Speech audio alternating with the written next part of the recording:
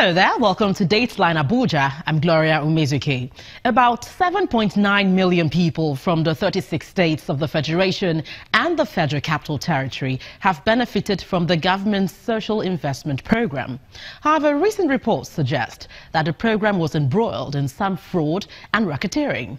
The special advisor to the president on social investment program explains what happened and steps that are being taken to ensure there is no repeat of the incident. But first, what are the stories that made headlines within the week in the nation's capital?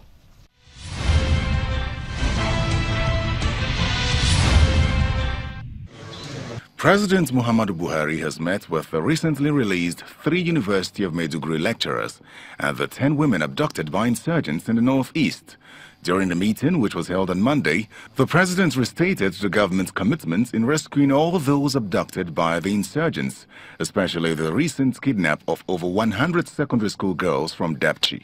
Government would also work closely with all stakeholders, such as the United Nations and other donor agencies, voluntary organizations, towards rehabilitating and resettling all those displaced as a result of this conflict.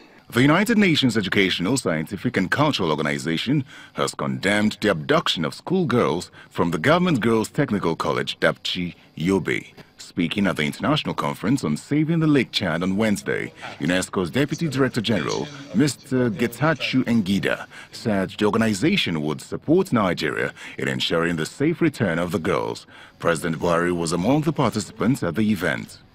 This despicable act is a replication of the Chibok girls' tragedy. The United Nations condemns this criminal abduction in the strongest terms.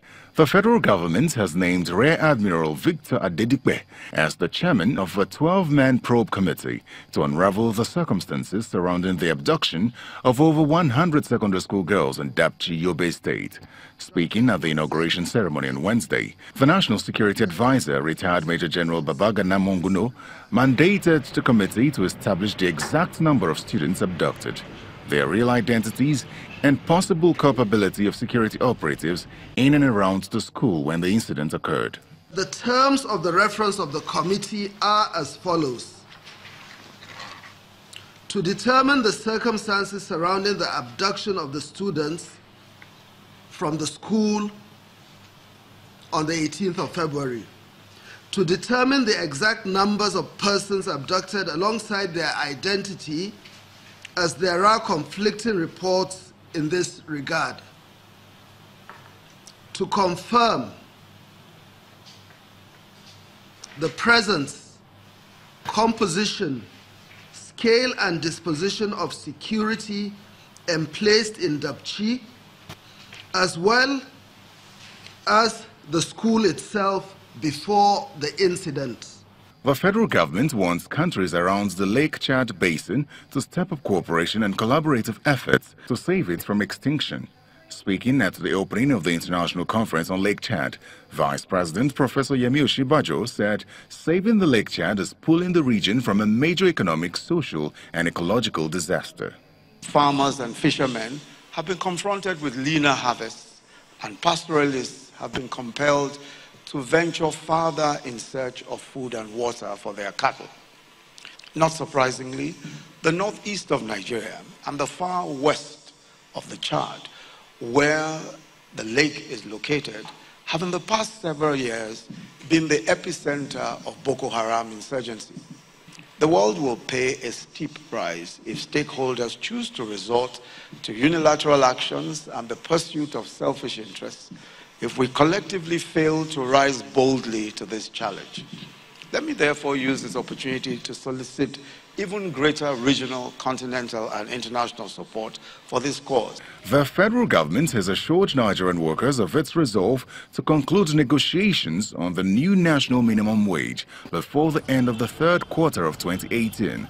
The Minister of Labour and Employment, Dr. Chris Ngige, gave the assurance on Monday during the opening ceremony of the 40th anniversary celebration of the Nigeria Labour Congress.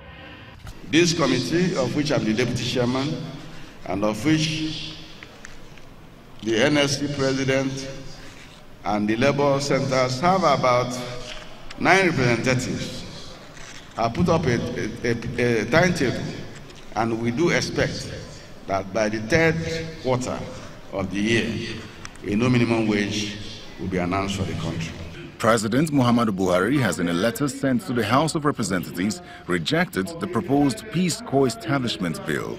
In the letter read on the floor of the House on Tuesday, the president cited security concerns and financial constraints of funding the organization by the government as his reasons for declining assent to the bill.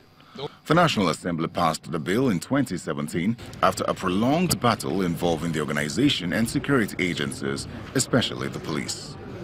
Reasons for the decision to decline assent to this bill include, among others, security concerns regarding the proposed Nigerian Peace Corps being authorized to undertake activities currently being performed by extant security and law enforcement agencies, and B, financial implications of funding the establishment or operations of the proposed Nigerian Peace Corps, given that the scarce financial resources may pose serious challenge to the government.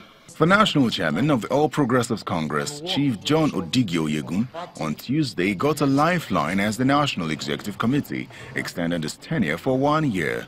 In the last couple of weeks, there have been speculations that the leadership of the party might be sent packing due to perceived cracks in the party. The tenure of the current National Working Committee is expected to expire in June this year. However, following the decision of the NEC, the tenure elongation would commence from June 30 this year to June 30, 2019.